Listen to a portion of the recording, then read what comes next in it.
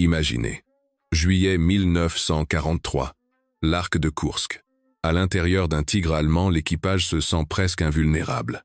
80 tonnes du meilleur acier des forges Krupp, un canon redoutable des optiques Zeiss d'une précision inégalée.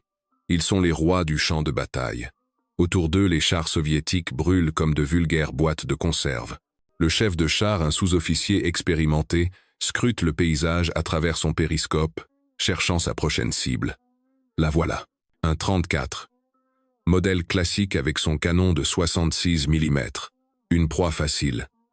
Le tireur allemand le place dans le réticule de son viseur. La distance est d'environ 800 mètres. Une distance idéale pour le Tigre, mais mortelle pour le 34. Le char soviétique semble avoir une convulsion. Une flamme jaillit de son canon court. L'équipage allemand ne tressaille même pas. Ils ont vu des centaines de fois les obus soviétiques rebondir sur leur blindage frontal, ne laissant que de simples égratignures sur la peinture. C'était comme jeter des petits pois contre un mur d'acier, mais cette fois, tout fut différent. Au lieu du son sourd et familier, ce bong qui annonçait un ricochet, une détonation sèche et brutale, retentit claquant comme un coup de fouet. Quelque chose de minuscule, presque invisible, venait de percer les 100 mm de blindage de la tourelle, comme une aiguille traversant un morceau de tissu. À l'intérieur du Tigre, l'espace d'une fraction de seconde, il fit aussi clair qu'en plein jour. Une gerbe de métal en fusion et de tungstène incandescent se projeta dans le compartiment de combat, transformant l'habitacle en un enfer de feu. L'équipage fut anéanti sur le champ, sans même comprendre la nature de ce qui les avait foudroyés. Plus tard, lorsque les ingénieurs et les mécaniciens allemands examineront le char détruit, ils seront saisis de perplexité. Le trou d'entrée était parfaitement circulaire et étonnamment petit. Pas plus grand qu'une pièce de monnaie. Pas de bord déchiqueté, aucune trace d'explosion. C'était comme si quelqu'un avait percé le blindage avec une foreuse gigantesque. Comment un 34, qu'il considérait comme obsolète avec son canon si faible, avait-il pu percer de face le meilleur char du Reich? Les services de renseignement allemands affirmaient que les soviétiques possédaient aucun obus capable d'une telle prouesse.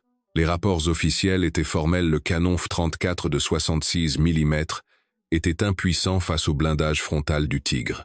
Était-ce un coup de chance extraordinaire?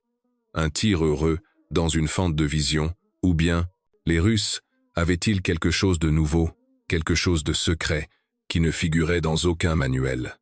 Ce petit trou dans la cuirasse du Tigre était le commencement d'un grand mystère. Le mystère d'un obus interdit dont on tairait l'existence pendant des décennies. Un obus qui n'aurait jamais dû exister. Pour comprendre d'où venait cet énigmatique obus fantôme, il nous faut remonter le temps jusqu'à la rude année 1942. L'euphorie des premiers succès du 34 que les Allemands avaient surnommé le char miracle commençait à s'estomper. Le génie allemand ne s'était pas endormi sur ses lauriers. Tirant rapidement les leçons du choc de 1940, ils avaient réagi. Des panzers modernisés étaient apparus sur les champs de bataille, comme le Panzer IV doté d'un nouveau canon long. Ces obus pouvaient désormais percer le T-34 à grande distance. Mais ce n'était qu'un début. Les renseignements soviétiques transmettaient des informations alarmantes. L'Allemagne travaillait d'arrache-pied à la création de chars lourds d'une conception entièrement nouvelle, des machines dotées d'un blindage si épais que toutes les munitions standards des canons soviétiques seraient inutiles. Mettez-vous à la place d'un ingénieur militaire ou d'un constructeur soviétique de l'époque. Vous savez que l'ennemi s'apprête à déchaîner des monstres d'acier. Votre industrie évacuée en urgence derrière l'Oural fonctionne à la limite de ses capacités. Concevoir et lancer la production de masse d'un nouveau char plus puissant ou d'un nouveau canon est une tâche presque impossible. Cela demande du temps, des ressources, la réorganisation d'usines entières. Et le temps, c'est précisément ce qui manque. L'ennemi est déjà aux portes de Stalingrad. Il fallait une réponse rapide, peu coûteuse et efficace. Une solution qui permettrait au bon vieux canon du 34 de retrouver un second souffle et de défier les nouvelles bêtes allemandes. La solution n'était pas un nouveau canon mais un nouvel obus pour l'ancien. L'idée était dans l'air. Partout dans le monde, des ingénieurs expérimentaient des munitions pour améliorer la pénétration des blindages. Mais les spécialistes soviétiques n'avaient pas besoin d'une simple recherche théorique, ils avaient besoin d'un miracle. Une arme qui pourrait être produite dans les conditions d'une guerre totale et qui donnerait au simple tankiste dans son 34 ordinaire une chance contre les dernières créations allemandes. La tâche semblait insurmontable. Les obus perforants standards, qui n'étaient essentiellement que des pointes d'acier massif, avaient atteint leurs limites. Augmenter leur vitesse était impossible, la poudre de l'époque ne le permettait pas. Les rendre plus durs était également complexe. Il fallait une approche radicalement nouvelle. Et cette approche fut trouvée dans l'un des métaux les plus rares et les plus réfractaires de la planète. Jetons un œil à l'intérieur de la tourelle d'un 34 ordinaire quelque part sur le front sud, durant l'hiver 1942. L'équipage est composé d'hommes qui hier encore étaient tractoristes, moissonneurs ou ouvriers d'usine. Ils aiment leur machine. Elle est rapide, agile, fiable. Mais face aux nouveaux chars allemands, ils se sentent de plus en plus impuissants. Un sentiment terrible qui n'était pas sans rappeler celui des soldats français, en mai 1940, voyant les Panzers percer leurs lignes avec une facilité déconcertante. Voici à quoi ressemblait un combat typique pour eux. Le chef de char repère un blindé allemand au loin. Perforant. Sur le fasciste feu, crie-t-il. Le chargeur en sueur enfonce dans la culasse la lourde pointe d'acier. C'est un obus standard, le BR 350 ampères, ou sa version améliorée, le BR 350B. Le tireur ajuste sa visée, appuie doucement sur la détente. Le char est secoué par le tir. Tous les regards se tournent vers l'ennemi et voient une gerbe d'étincelles. L'obus a frappé le blindage incliné du Panzer et sans le percer a été dévié. Ricochet. C'est le mot le plus haï des tankistes. Il signifie que votre tir a été vain. Vous avez révélé votre position sans causer le moindre dommage à l'adversaire. Et maintenant c'est à son tour de tirer. Et son long canon lui ne manquera probablement pas sa cible et ne fera pas de ricochet. Commence alors un jeu mortel du chat et de la souris. Il faut réduire la distance, tenter de contourner l'ennemi pour l'atteindre sur ses flancs ou à l'arrière là où le blindage est plus mince. C'est un risque énorme. Cela signifie foncer à découvert sous le feu en ne comptant que sur sa vitesse et sa chance. Les tankistes soviétiques subissaient des pertes terribles. Dans leurs lettres et leurs mémoires, ils parlaient souvent d'une famine d'obus. Il ne s'agissait pas de la quantité d'obus qui était suffisante, mais de leur qualité. D'un manque de munitions capables de détruire avec certitude les blindés ennemis à des distances de combat moyennes. L'obus standard de 66 mm était efficace contre des blindages de 40 à 50 mm. Mais face à des chars protégés par 80 voire 100 mm d'acier, il était devenu inutile. Psychologiquement, c'était extrêmement éprouvant. Savoir que votre râtelier contient des dizaines d'obus mais qu'aucun ne vous garantit la victoire. Cela sapait la confiance en sa propre arme et forçait à prendre des risques insensés. Le problème exigeait une solution immédiate, et cette solution naissait dans le silence des bureaux d'études secrets, loin du fracas du front. Alors qu'ont imaginé les ingénieurs soviétiques, l'idée était aussi géniale que simple et audacieuse. Elle reposait sur les lois fondamentales de la physique. Imaginez que vous vouliez percer un mur. Qu'est-ce qui serait le plus efficace, le frapper avec un gros coussin moelleux ou avec un fin levier d'acier en y mettant la même force? La réponse est évidente. Toute l'énergie concentrée sur une petite surface crée une pression énorme capable de vaincre l'obstacle. Les ingénieurs décidèrent d'appliquer ce même principe à un obus de char. Et si, au lieu d'une masse d'acier unique, on fabriquait un obus composite, on prendrait une enveloppe légère et à l'intérieur on placerait un noyau très petit mais incroyablement lourd et résistant. Au moment du tir, l'obus léger pourrait être propulsé à une vitesse bien plus grande qu'un obus lourd conventionnel. Et lorsqu'il frapperait le blindage, l'enveloppe légère se désintégrerait, tandis que le petit noyau lourd et ultra rapide, tel le levier d'acier, continuerait sa course par inertie et transpercerait l'obstacle. Cette idée fut baptisée obus sous-calibré.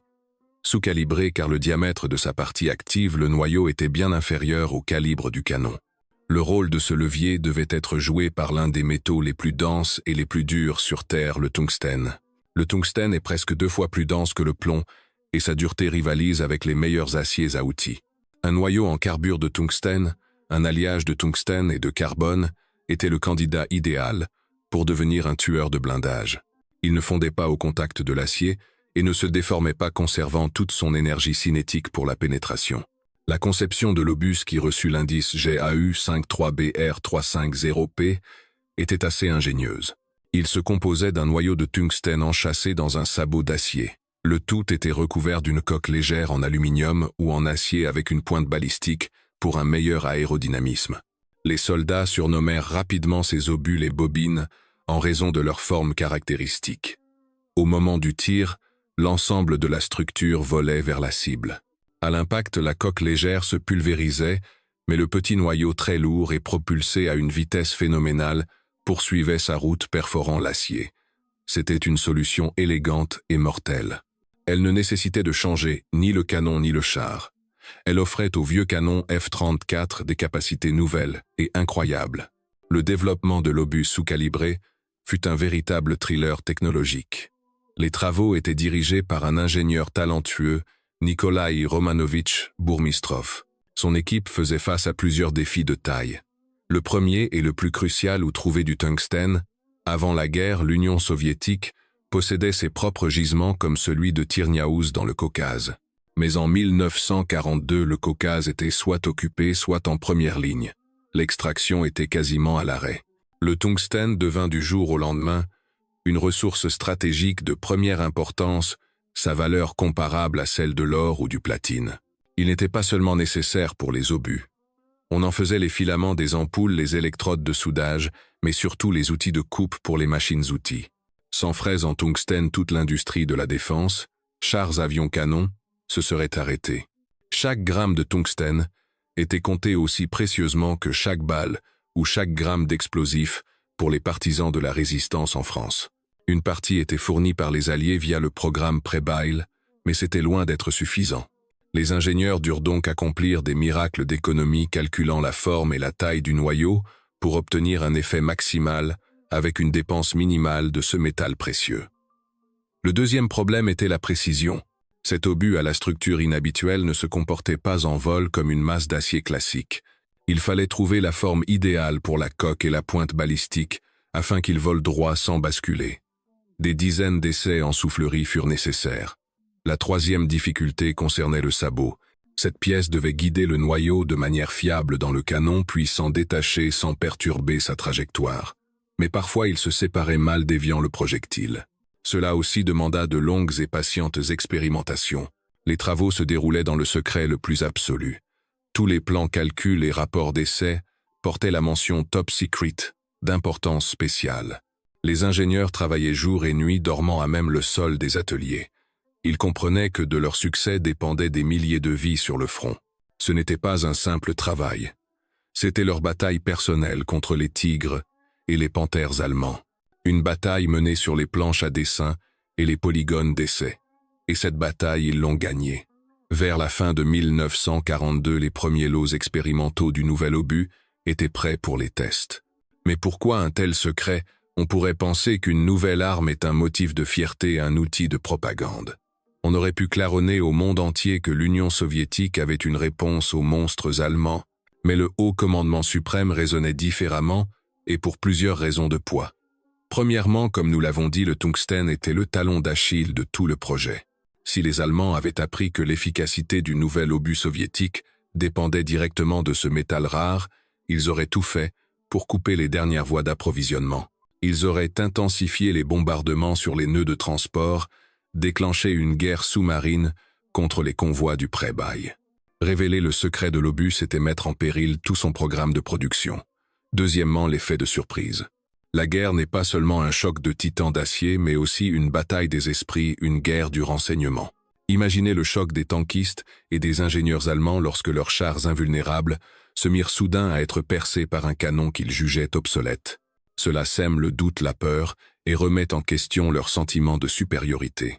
Les Allemands devraient perdre un temps et des ressources précieux pour comprendre ce qui se passait, étudier le nouvel obus et développer des contre-mesures. Et en temps de guerre, le temps c'est des vies. Chaque mois où le secret était gardé offrait un avantage aux tankistes soviétiques. Troisièmement, il ne fallait pas abattre ces cartes trop tôt. Une production de masse était impossible. Les obus étaient très peu nombreux. Si leur existence avait été connue, de tout cela aurait suscité des attentes irréalistes sur le front. Les soldats auraient attendu une arme miracle qui ne serait jamais arrivée en quantité suffisante. Il était bien plus efficace de l'utiliser de manière ciblée comme le scalpel d'un chirurgien, aux endroits les plus cruciaux sur les axes, les plus menacés, là où son emploi pouvait avoir un effet tactique maximal. Le projet fut donc classé au plus haut niveau. Les documents relatifs à la production et à la distribution du BR-350 portaient la mention « Dossier spécial » accessible uniquement à un cercle très restreint du Comité d'État à la Défense. Même sur le front, de nombreux commandants ne savaient pas ce qu'on leur livrait dans des caisses spéciales scellées. Les instructions étaient orales et extrêmement laconiques. C'est une munition spéciale, à n'utiliser que contre les chars lourds. 1 ou 2 par char. Comptabilité la plus stricte. C'est ainsi que naquit la légende de l'obus, interdit une arme qui existait, mais dont presque personne ne connaissait l'existence. Finalement, le jour des essais décisifs arriva. Sur un polygone d'essai près de Moscou, on amena du matériel de prise, dont l'un des premiers chars Tigre, capturés en état de marche. En face, à une distance standard, on plaça un simple canon de char de 66 mm démonté d'un 34. Les plus hauts gradés de la direction principale de l'artillerie et les représentants du commissariat du peuple à l'armement étaient présents. L'atmosphère était électrique. On commença par un tir de contrôle. On tira sur le Tigre avec un obus perforant standard, le BR-350B. Le coup partit, et tous virent la scène désormais familière, une gerbe d'étincelles et une petite bosse sur le blindage frontal du Tigre. Blindage non percé. Cela ne fit que confirmer les pires craintes. Puis le chargeur prit en main un obus léger et inhabituel en forme de bobine. Dans le silence qui s'était installé, ses gestes semblaient particulièrement lents et solennels. Il l'introduisit dans la culasse. L'ordre fut à feu. La détonation fut différente, plus sèche, plus aiguë. Tous les observateurs retinrent leur souffle. Un instant plus tard, au centre de la plaque de blindage frontale du Tigre, un petit trou net apparut d'où s'échappa un mince filet de fumée. La commission s'approcha du char. C'était incroyable. Le blindage de 100 mm trempé selon les meilleures technologies allemandes avait été transpercé. En regardant à l'intérieur par une écoutille ouverte, les ingénieurs découvrirent une scène d'horreur. Tout l'intérieur du compartiment de combat était lacéré d'éclats. Des morceaux de métal fondu étaient plantés dans les sièges, les instruments, les parois. Il était évident que si un équipage s'était trouvé à l'intérieur, il n'aurait eu aucune chance. On répéta les essais plusieurs fois à différentes distances sous différents angles. Le résultat fut toujours le même, une pénétration nette. L'obus sous-calibré fonctionnait. Il transformait véritablement le canon du 34 en une arme anti-char redoutable capable de rivaliser avec les dernières créations allemandes. Le protocole des essais fut déposé sur le bureau des plus hautes instances du pays. La décision fut prise sans délai, lancer la production en série, mais avec une condition très importante. Étant donné la pénurie de tungstène et la nécessité de préserver le secret, la production serait strictement limitée. Cet obus ne deviendrait pas une munition de masse. Il deviendrait une arme d'élite, un outil spécial pour les missions les plus difficiles. L'ordre était donné. Le volant de l'industrie militaire commença à tourner lentement pour produire les premiers lots top secrets de ces tueurs de tigres. L'obus est donc adopté, mais comment livrer cette arme secrète sur le front, sans que personne ne devine son existence? Ce fut une opération spéciale, à part entière. Les obus BR-350 ne furent jamais livrés aux troupes comme les munitions ordinaires. On ne les chargeait pas par wagons entiers pour les envoyer vers les dépôts généraux de l'armée. Chaque obus était strictement comptabilisé. La production était concentrée dans quelques usines sous haute surveillance. Les obus terminés étaient emballés dans des caisses en bois spécial sans le marquage standard. Au lieu des inscriptions habituelles perforants ou explosifs, on y apposait des désignations codées. Ces caisses étaient transportées sous escorte armée, souvent accompagnées d'officiers du NKVD. Elles n'étaient pas livrées à n'importe quelle unité, mais de manière ciblée, sur ordre spécial du haut commandement. En priorité, elles étaient destinées aux corps de chars et aux armées de la garde, opérant sur les secteurs les plus stratégiques du front. Avant les grandes offensives ou les opérations défensives, majeures là où l'on s'attendait à affronter un grand nombre de chars lourds allemands, une cargaison spéciale arrivait dans ces unités d'élite. Le commandant d'une brigade ou d'un régiment de chars recevait l'ordre d'accepter quelques-unes de ces caisses. La distribution se faisait en personne par le chef de char ou même directement au tireur contre signature. Cela se passait souvent la nuit dans la plus grande discrétion. On ne donnait aux tankistes que quelques exemplaires par char, généralement 2, plus rarement 3 ou 4. C'était une réserve sacro-sainte. Il était prescrit de les placer dans le râtelier à un endroit bien précis pour ne pas les confondre avec les obus ordinaires dans le feu de l'action. Ces quelques bobines étaient l'argument ultime de l'équipage. Il était interdit de les gaspiller sur des cibles faciles, transport de troupes, pièces d'artillerie ou chars moyens. L'ordre était clair, à n'utiliser que contre les tigres, les panthères et les chasseurs de chars lourds Ferdinand. Chaque tir avec un tel obus devait être justifié. La consommation était minutieusement contrôlée. Après le combat, les tankistes devaient rendre compte de chaque munition spéciale, utilisée en précisant le type de cible et le résultat du tir. La perte d'un tel obus, par exemple dans un char détruit, était considérée comme un incident majeur et exigeait une enquête séparée. Ainsi, le BR-350T devint une arme non pas pour tous, mais pour les meilleurs, les équipages les plus expérimentés et les plus déterminés, à qui la patrie confiait son plus grand secret dans la lutte contre les blindés allemands. Une question logique se pose: comment formait-on les tankistes à l'utilisation de cette nouvelle arme inhabituelle? La réponse pourrait vous surprendre quasiment pas. Il n'y eut ni cours de masse ni tirs d'entraînement spéciaux. Une formation à grande échelle aurait éventé le secret immédiatement. Imaginez si sur tous les polygones, les tankistes se mettaient à tirer avec des bobines. L'information se serait inévitablement propagée jusqu'aux Allemands. Par conséquent, la formation tout comme l'approvisionnement était ponctuelle et informelle. Tout reposait sur des instructions orales et l'expérience personnelle. Lorsqu'un équipage recevait ces 2 ou 3 précieux obus, il était briefé par le commandant de compagnie ou de bataillon qui avait lui-même été briefé par un représentant de l'état-major de l'armée. L'instruction était d'une simplicité désarmante: camarades, voici le nouvel obus sous-calibré. Vous voyez, il est plus léger, sa forme est différente.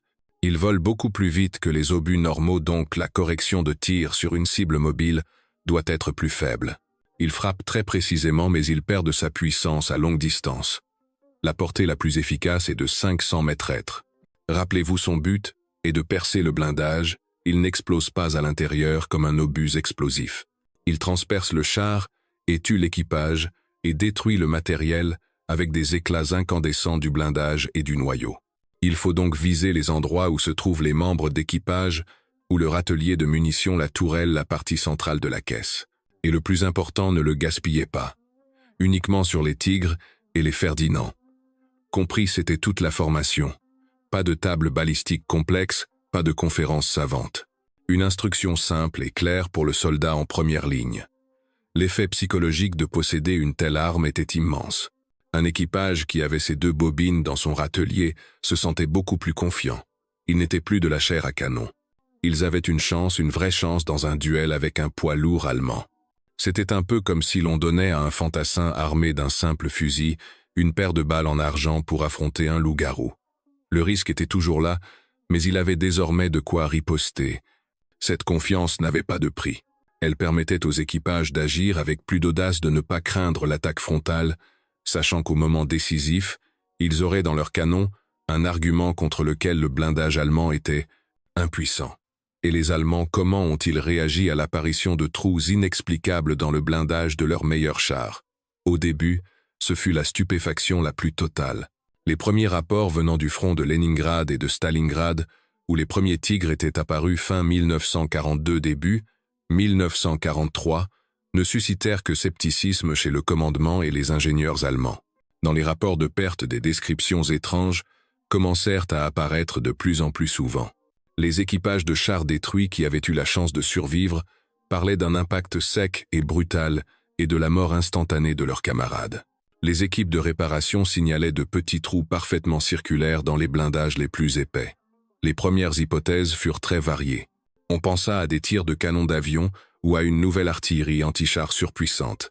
L'idée qu'il puisse s'agir de l'œuvre du canon d'un 34 fut longtemps écartée. Les spécialistes allemands étaient sûrs de leurs calculs. Selon leur table, un obus de 66 mm ne pouvait en aucun cas percer le blindage frontal de 100 mm du Tigre. On classa donc ces incidents comme des anomalies statistiques, comme un tir dans une zone fragilisée à la jonction de 2 plaques de blindage ou un défaut de fabrication d'une plaque spécifique. L'Abwehr, le service de renseignement allemand, restait muet. Il n'avait aucune information sur une nouvelle munition soviétique.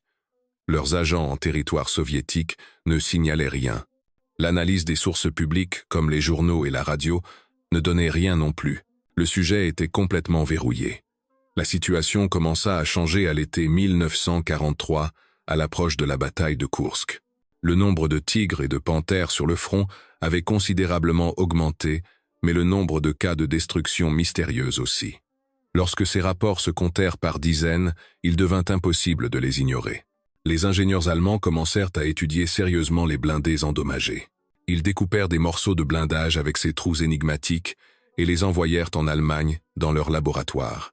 L'analyse chimique des éclats retrouvés dans le blindage révéla la présence de tungstène. C'était la première clé de l'énigme. Les Allemands eux-mêmes travaillaient activement sur des obus sous-calibrés à noyau de tungstène, les fameux Panzergranate 40. Ils connaissaient parfaitement la physique du processus, mais ce fut pour eux une surprise totale de découvrir que l'Union soviétique, qu'ils croyaient technologiquement en retard, avait non seulement pu développer mais aussi lancer la production d'une munition aussi complexe en pleine guerre. Le commandement allemand était sous le choc. Le secret du petit trou dans le blindage commençait à se dévoiler. Essayons de reconstituer l'un de ces combats en nous basant sur les mémoires de vétérans tankistes. Imaginez un petit village près de Belgorod au cœur de la bataille de Koursk. C'est le matin, 3 silhouettes massives émergent d'un bosquet à la lisière du village. Des tigres. Ils avancent lentement sans se cacher, tirant sur les positions soviétiques. Dans les tranchées, la panique s'installe. L'infanterie ne peut rien contre ces monstres. En embuscade dans une grange à moitié détruite, se trouve un 34 solitaire. Son chef, un jeune lieutenant, observe les Allemands à la jumelle. Sa mission, les retarder à tout prix, permettre à l'infanterie de se replier. Il a 2 obus sous-calibrés dans son râtelier. Seulement 2. Il sait qu'il n'a pas le droit à l'erreur. Charge un perforant, ordonne-t-il. Il faut d'abord ajuster le tir, évaluer la distance. Le char est secoué par le tir. L'obus frappe le blindage frontal du tigre de tête et ricoche. Les Allemands ont repéré l'éclair du départ de coup. La tourelle du tigre pivote lentement en direction de la grange.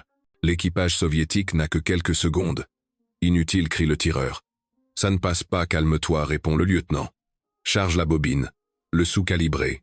Le chargeur fébrile sort de son logement spécial, l'obus léger et inhabituel, et l'enfonce avec un bruit métallique dans le canon. Prêt, crie-t-il. Le char allemand a presque pointé son énorme canon sur eux. La tourelle sous le masque du canon feu, ordonne le lieutenant. Le tireur, un sergent expérimenté, retient son souffle et appuie doucement sur la détente. Le coup part. Tous dans le char se tassent instinctivement. Ils voient une petite lueur ardente filer vers le tigre. Pas de gerbe d'étincelles, pas de ricochet. Simplement sur la tourelle du char allemand, là où le tireur avait visé, un petit point noir apparaît. Pendant une seconde, rien ne se passe. Puis de la coupole du chef de char du tigre s'échappe une épaisse fumée noire. Quelques instants plus tard, le râtelier de munitions explose. Une déflagration énorme pulvérise le char allemand en morceaux. Sa tourelle est projetée à plusieurs mètres dans les airs. Les 2 autres tigres, ne comprenant pas ce qui s'est passé, s'arrêtent. Leurs équipages sont en état de choc. Comment et avec quoi leur tire-t-on en dessus? Cette pause offre au char soviétique un temps précieux. Le 34 sort de la grange à toute vitesse, changeant de position. Le 2e obus sous-calibré est déjà dans le canon. Un 2e tir et un autre tigre s'immobilisent, le flanc transpercé. Le 3e char allemand, refusant le combat, bat en retraite précipitamment. Un seul T-34, grâce à seulement 2 obus spéciaux, a stoppé l'attaque de toute une section de chars lourds. Ce n'est pas de la fiction, c'est la réalité de combat où l'ingéniosité soviétique et la technologie secrète prenaient le dessus sur l'acier allemand. Des rumeurs sur ce nouvel obus miracle commencèrent à se propager des 2 côtés du front, s'enrichissant des détails les plus incroyables. Chez les tankistes soviétiques, surtout dans les unités de la garde, le BR-350S devint une véritable légende. On l'appelait de différentes manières, la bobine, le forêt, le poinçon ou encore le brûle-blindage. Les soldats enclins à la superstition croyaient qu'il s'agissait d'un obus spécial ensorcelé. On racontait des histoires où un seul de ces obus avait traversé 2 chars allemands l'un derrière l'autre ou qu'il était entré par le canon d'un tigre pour le faire exploser de l'intérieur. Bien sûr, c'étaient des fables, mais elles remontaient le moral. Savoir que l'on disposait d'une telle arme donnait confiance. Les équipages qui avaient des obus sous-calibrés à bord étaient considérés comme une élite des chanceux. En recevoir était un signe de la confiance particulière du commandement. Chez les Allemands, les rumeurs avaient un tout autre caractère, sombre et angoissant. Ils ne savaient pas ce qu'était cette arme, et cela engendrait la peur. L'inconnu est plus effrayant que la menace réelle.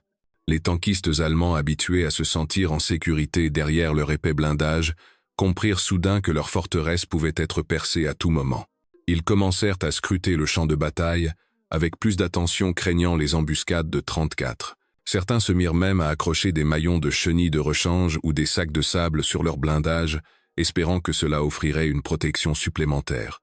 Bien sûr, contre un noyau de tungstène, cela ne servait à rien, mais psychologiquement cela rassurait un peu. La propagande allemande tenta de combattre ces rumeurs. Officiellement, on affirmait que tous les cas de pénétration des tigres étaient le résultat de tirs d'artillerie lourde ou d'attaques d'avions d'assaut. Mais les soldats en première ligne voyaient la vérité de leurs propres yeux et croyaient moins aux ordres qu'aux récits de leurs camarades survivants. Ces rumeurs qui se propageaient sur le front furent un facteur aussi important que les dommages réels causés par les obus eux-mêmes. Elles sapaient la confiance de l'ennemi, semant le doute et la peur. Le petit obus sous-calibré menait sa propre guerre psychologique. Et dans cette guerre-là aussi, il remportait des victoires. Il transformait le T-34 de proie facile en un prédateur mortel, un chasseur de tigres. Et les tankistes allemands le sentirent très bien. La bataille de Koursk à l'été 1943 fut le moment de gloire pour l'obus BR-350T. C'est là, dans les plaines de Prokhorovka et d'Oboyan, qu'il reçut son véritable baptême du feu. Les Allemands avaient jeté dans la bataille des centaines de leurs chars les plus récents Tigre Panthère, ainsi que les redoutables chasseurs de chars Ferdinand avec leur blindage frontal impénétrable. Ils comptaient percer la défense soviétique et prendre leur revanche sur Stalingrad. Le commandement soviétique, connaissant les plans de l'ennemi, s'était préparé en conséquence. Une défense en profondeur avait été établie saturée d'artillerie anti-chars et de champs de mines. Et bien sûr, les meilleures unités de chars avaient été acheminées sur les secteurs les plus menacés. Ce sont elles en premier lieu les armées de chars de la garde, qui reçurent avant la bataille les précieuses caisses d'obus sous-calibrés. Imaginez l'enfer de la bataille de Prokhorovka, des milliers de chars s'affrontant sur une étroite bande de terre. Vacarme, fumée, flamme. Dans ce chaos, il était extrêmement difficile pour un 34 ordinaire de combattre un tigre. Le char allemand pouvait détruire son adversaire soviétique à une distance de 1,5 à 2 km, alors que le canon du T-34 Newton était efficace qu'à moins de 500 mètres. Mais la présence d'obus sous-calibrés changeait toute la tactique. Les tankistes soviétiques utilisaient le principal atout de leur machine, la vitesse et la manœuvrabilité. Ils n'engageaient pas de duel ouvert à longue distance. Ils se cachaient dans les replis du terrain, dans les bosquets en embuscade, et ils attendaient. Attendaient que les poids lourds allemands s'approchent à portée de tir. Et là, laissant le tigre approcher à 500 à 600 mètres, ils décochaient un seul et unique tir décisif. Un tir de bobine. Ce premier tir était souvent le dernier pour le char allemand. Pour les tankistes allemands, la surprise était totale. Ils avançaient confiants dans leur invulnérabilité, et soudain leurs machines de tête s'enflammaient les unes après les autres comme des allumettes. Cela semait la confusion dans leur formation de combat, brisait l'élan de l'attaque. Bien sûr, les obus sous-calibrés étaient très peu nombreux. Ils ne pouvaient pas détruire tous les chars allemands, mais leur utilisation ponctuelle chirurgicale sur les axes les plus critiques permit de briser l'offensive ennemie. Ils devinrent ce petit rouage, mais ô combien important dans l'immense mécanisme de la défense soviétique, qui finalement renversa le cours de la bataille de Koursk. Chaque tigre détruit, grâce à un BR-350T, n'était pas seulement une machine anéantie. C'étaient des dizaines de vies de soldats soviétiques sauvés. C'était une ligne de défense tenue. C'était du temps de gagner. L'efficacité du BR-350T à Koursk fut si élevée qu'il devint impossible d'en cacher plus longtemps l'existence aux Allemands. Tôt ou tard, ils devaient capturer, soit l'obus lui-même, soit un char avec cette munition à bord. Et ce jour arriva. Au cours d'un combat, les Allemands réussirent à capturer un 34 presque intact, dont l'équipage avait été tué. En inspectant leur atelier, ils découvrirent plusieurs obus étranges en forme de bobine. Le trophée fut immédiatement envoyé en Allemagne au polygone d'essai de Kummersdorf, le principal centre de test des armements de la Wehrmacht. Pour les ingénieurs allemands, ce fut une véritable révélation. Ils pouvaient enfin étudier en détail l'arme qui leur avait causé tant de problèmes. L'obus fut démonté, sa structure, analysé, le noyau soumis à une analyse chimique. Les résultats confirmèrent leurs soupçons, c'était bien un obus sous-calibré avec un noyau en carbure de tungstène. Les Allemands furent impressionnés par la simplicité et l'efficacité de la conception soviétique. Elle était plus rustique, technologiquement moins avancée que leur propre Panzergranate 40. Mais elle fonctionnait, et elle fonctionnait parfaitement. Ils procédèrent à des tirs d'essai avec l'obus de prise sur leur propre char. Les résultats coïncidèrent parfaitement avec ce qu'ils avaient observé sur le front, une pénétration nette du blindage frontal du Tigre, à des distances allant jusqu'à 500 mètres. Le mystère était résolu. Le commandement allemand savait maintenant à quoi il avait affaire. Cela eut deux conséquences majeures. Premièrement, l'ordre fut donné d'accélérer les travaux pour augmenter l'épaisseur du blindage des nouveaux chars. C'est après Koursk qu'apparurent les modifications des Panthères et les Tigres royaux, avec une protection encore plus massive. Les Allemands tentaient de reprendre l'avantage en créant un blindage que même un noyau de tungstène ne pourrait percer. Deuxièmement, la tactique des tankistes allemands changea. On leur ordonna de ne plus laisser les T-30 4 secondes approcher à courte distance, d'ouvrir le feu à portée maximale, en utilisant l'avantage de leurs puissants canons et de leurs optiques. Les duels au pistolet étaient devenus trop dangereux pour eux. Ainsi même, après avoir été révélé le secret de l'obus BR-350, continuait de servir l'Union soviétique. Il forçait l'ennemi à dépenser des ressources pour épaissir le blindage, ce qui rendait les chars plus lourds et moins fiables. Et il le forçait à changer de tactique, le privant d'une partie de ses avantages en combat rapproché. Après que le secret fut partiellement éventé, une question stratégique sérieuse se posa aux dirigeants soviétiques. Que faire maintenant? Fallait-il lever le secret et lancer la production de masse de l'obus sous-calibré pour en équiper toute l'armée? À première vue, cela semble logique. Mais le comité d'État à la défense avait de bonnes raisons de ne pas le faire. Le problème principal restait le même, le tungstène. Il était dramatiquement rare. Les calculs montrèrent que même en allouant à la production d'obus la totalité du tungstène disponible dans le pays, y compris les livraisons du pré-bail, cela ne suffirait que pour une quantité très limitée de munitions. Et cela signifierait en contrepartie arrêter la production d'outils de coupe pour les machines-outils, ce qui entraînerait l'effondrement de toute l'industrie militaire. C'était un luxe que l'on ne pouvait se permettre. La production de chars et d'avions était plus importante que la production d'obus miracles. Une décision de compromis mais très sage fut donc prise. La production du BR-350 continuerait, mais elle resterait strictement limitée. L'obus conserverait son statut d'arme spéciale, pour des missions spéciales.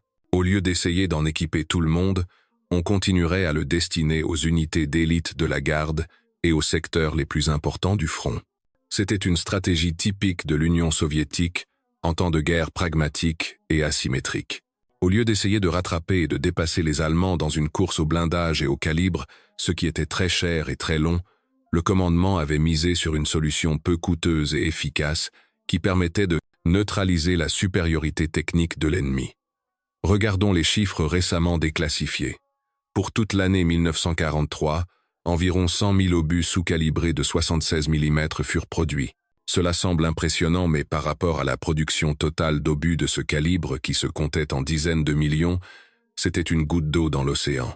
En moyenne, pour chaque obus sous-calibré produit, il y avait plusieurs centaines d'obus perforants et explosifs classiques.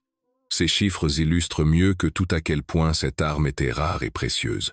Ce n'était pas une panacée ni une balle d'argent, mais un scalpel utilisé avec habileté précision, et seulement lorsque c'était absolument nécessaire. Malgré son faible nombre, le BR-350 ne fut pas le seul représentant de la famille des munitions sous-calibrées dans l'armée rouge. Le succès du 66 mm poussa les ingénieurs à créer des obus similaires pour d'autres systèmes d'artillerie. L'un des plus connus fut le canon anti-char ZIS-2 de 57 mm. C'était une pièce unique avec un canon très long qui conférait à l'obus une vitesse initiale énorme. Dès 1940, il avait montré des résultats de pénétration phénoménaux, mais on l'avait alors jugé trop puissant et retiré de la production. En 1943, avec l'apparition des Tigres, on s'en souvint, et on développa spécialement pour ce canon l'obus sous-calibré BR-271P. Ce petit projectile, mais très rapide, était une arme encore plus redoutable que son grand frère. Il pouvait percer le blindage d'un Tigre à plus d'1 kilomètre. Les servants de pièces anti-chars ZIS-2 armés de ces obus devinrent de véritables chasseurs de tigres. Ils tendaient des embuscades le long des routes et sur les axes favorables aux blindés et pouvaient détruire un char allemand du premier coup tout en restant invisible. Plus tard, lorsque le nouveau char T-3485 entra en service avec son canon plus puissant de 85 mm, on créa également pour lui son propre obus sous-calibré, le BR-365P. Il possédait une puissance de pénétration encore plus grande et permettait au nouveau 34 de combattre avec confiance tous les types de chars lourds allemands, y compris le Tigre royal. L'idée incarnée par le BR-350 connut donc un développement ultérieur. Les ingénieurs soviétiques créèrent toute une gamme de munitions spécialisées qui permirent à différents systèmes d'artillerie de combattre efficacement les blindés ennemis jusqu'à la fin de la guerre. Cela montre à quel point l'école d'ingénierie soviétique était flexible et adaptable. Elle ne se focalisait pas sur une seule solution, mais cherchait constamment de nouvelles voies, créant une panoplie d'outils pour la victoire. Et l'histoire des obus sous-calibrés en est une preuve éclatante. De la petite bobine pour le vieux canon du 34 aux puissantes munitions pour les canons de la victoire. Ce fut un chemin de perfectionnement constant et de recherche de solutions optimales dans les conditions d'une guerre impitoyable. Éloignons-nous des détails techniques pour parler des hommes. Quel fut l'effet psychologique de l'apparition des obus sous-calibrés sur les tankistes des deux camps? Pour l'équipage soviétique, comme nous l'avons dit, ce fut un stimulant moral extrêmement puissant. Un tankiste combattant sur un 34 modèle, 1942, savait pertinemment qu'en combat ouvert contre un tigre, il était un homme mort. Son arme était inefficace, son blindage vulnérable. Cela engendrait un fatalisme, et dans certains cas une passivité. Mais lorsque 2 ou 3 obus spéciaux apparaissaient dans son râtelier, la situation changeait radicalement. Il avait un instrument de vengeance. Il cessait d'être une victime pour devenir un chasseur. Cela changeait la psychologie même du combat. L'équipage agissait de manière plus active, plus rusée, cherchant l'occasion de s'approcher de l'ennemi pour porter le coup décisif. Le vétéran tankiste Dmitri Loza-Héros de l'Union soviétique se souvenait que la présence d'obus sous-calibrés insufflait la confiance et permettait de regarder les poids lourds allemands sans crainte. Chez les Allemands, l'effet fut diamétralement opposé. Jusqu'à l'été 1943, l'équipage d'un tigre ou d'une panthère se sentait sur le champ de bataille presque comme dans un château fort médiéval. Protégés par un épais blindage, ils pouvaient tirer sur l'ennemi en toute impunité depuis de longues distances. Mais lorsque leurs châteaux se mirent à être percés, et par une arme qu'ils méprisaient, cette confiance fut ébranlée. Un nouveau facteur de risque jusqu'alors inconnu était apparu. Chaque 34 qui se profilait à l'horizon était désormais une menace mortelle potentielle. Le tankiste allemand ne pouvait plus être certain que le prochain obus soviétique qui le frapperait allait simplement rebondir. Et si c'était celui au tungstène, cette question constamment en suspens créait une tension nerveuse énorme. Elle les forçait à être plus prudents, à regarder plus souvent derrière eux, à éviter le combat rapproché. Le légendaire à des blindés allemand Otto Carius écrivit dans ses mémoires que les tankistes russes agissant depuis des embuscades étaient devenus extrêmement dangereux et que leurs obus brûlaient le blindage ne laissant aucune chance. Cette peur de l'inconnu, cette menace constante de mort, instantanée due à un petit obus mortel, fut un facteur important qui sapa le moral des divisions de panzers d'élite allemande. La guerre des nerfs était tout aussi importante que la guerre des blindages. Pour mieux comprendre l'originalité de l'approche soviétique, comparons le BR-350T avec des développements similaires dans d'autres pays en Allemagne et chez les Alliés. Car non, l'idée de l'obus sous-calibré n'était pas une invention exclusivement soviétique. Les ingénieurs allemands, comme nous l'avons mentionné, avaient créé leur obus Panzergranate 40. Les Britanniques en 1944 développèrent sans doute le plus perfectionné des obus sous-calibrés de la Seconde Guerre mondiale, l'APDS Armor Piercing Discarding Sabot, ou obus perforant à sabot détachable. Quelle était la différence? Le Panzergranate 40 allemand était technologiquement très avancé. Il avait une excellente balistique et une grande capacité de pénétration. Mais il était complexe à produire. Et surtout, les Allemands firent face au même problème que les Soviétiques, une pénurie aiguë de tungstène. Leurs obus miracles furent donc également produits en quantité très limitée et servirent davantage à la Luftwaffe pour la lutte anti-char qu'à équiper en masse les Panzers. La PDS britannique était une véritable percée technologique. Dans sa conception, le sabot ne se contentait pas de se désintégrer à l'impact, il se détachait du noyau juste après la sortie du canon. Cela permettait de rendre le noyau lui-même encore plus fin et plus long, lui donnant la forme aérodynamique parfaite d'une flèche. En conséquence, les canons britanniques de 17 livres tirant de tels obus pouvaient percer le blindage des tigres et des panthères à des distances énormes. Mais ils n'apparurent sur le champ de bataille qu'assez tard en 1944, alors que l'issue de la guerre était déjà en grande partie scellée. Revenons maintenant au BR-350T soviétique. Il était plus simple et plus rustique que son homologue allemand et technologiquement inférieur au britannique. Sa portée efficace était plus faible. À cause de son sabot non détachable, il perdait plus rapidement sa vitesse et sa précision à longue distance. Mais il avait deux avantages clés. Premièrement, il est apparu plus tôt. Dès le début de 1943, il était sur le front apportant sa contribution aux batailles les plus décisives comme celle de Koursk. Deuxièmement, sa conception avait été simplifiée et son coût réduit au maximum pour une production de masse, bien que limitée dans un pays en guerre. L'Union soviétique ne courait pas après la perfection technologique. Elle cherchait une solution suffisamment bonne, qui pouvait être produite ici et maintenant, et qui résolvait un problème de combat concret.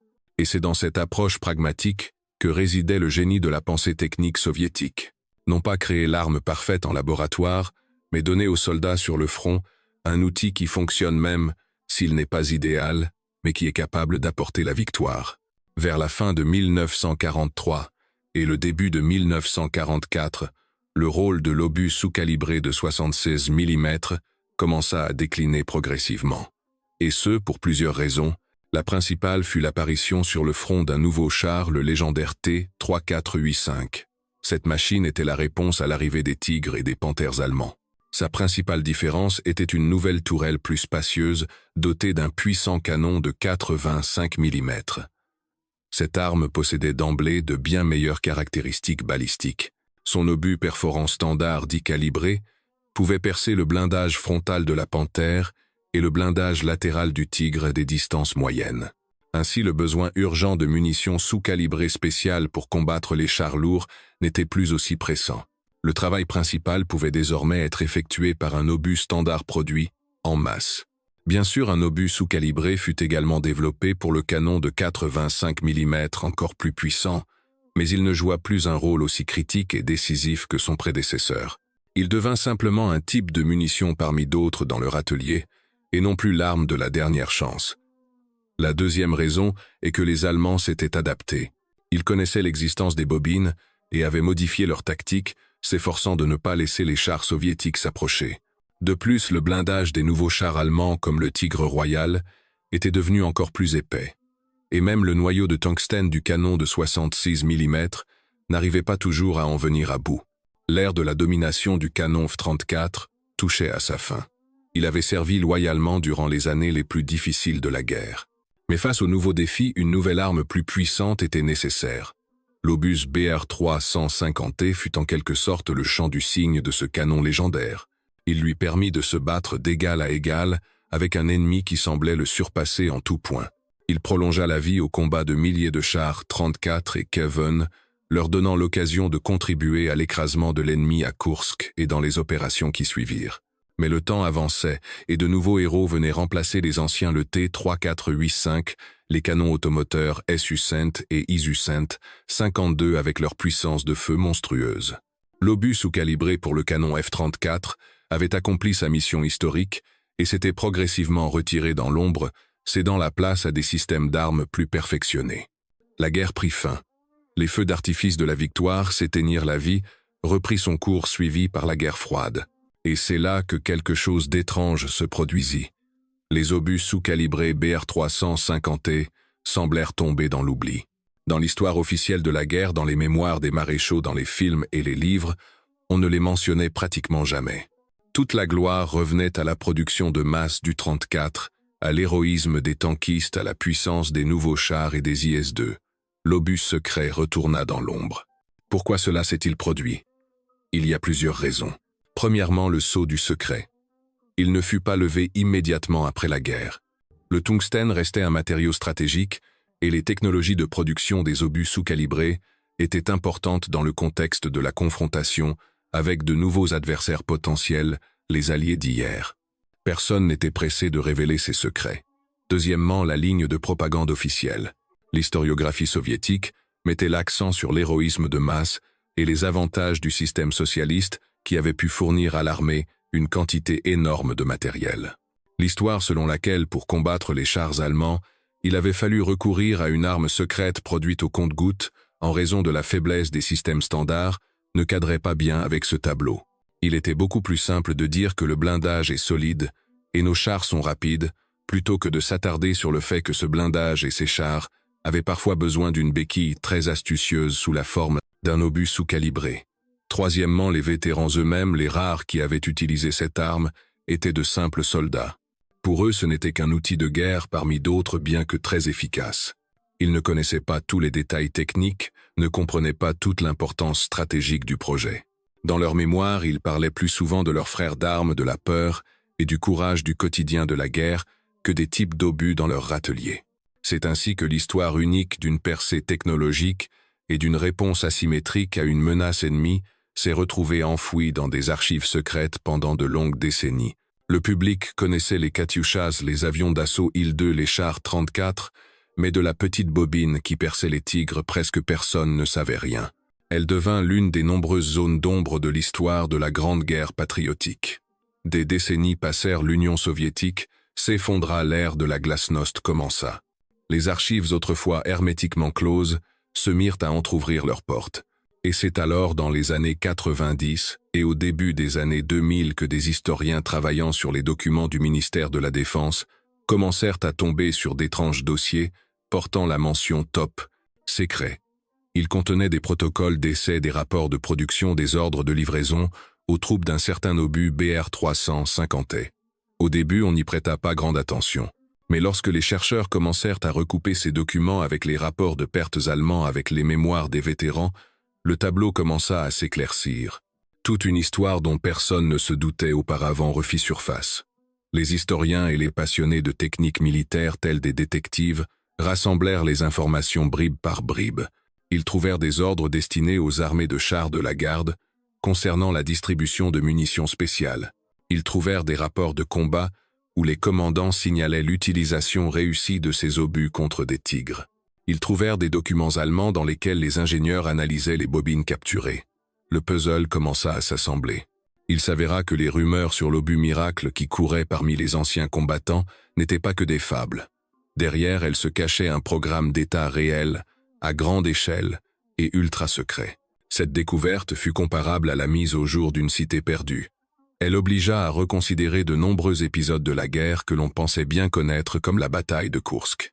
Il devint clair que le succès de la défense soviétique n'était pas seulement dû à l'héroïsme de masse et à la quantité de matériel, mais aussi à la présence de cet atout secret.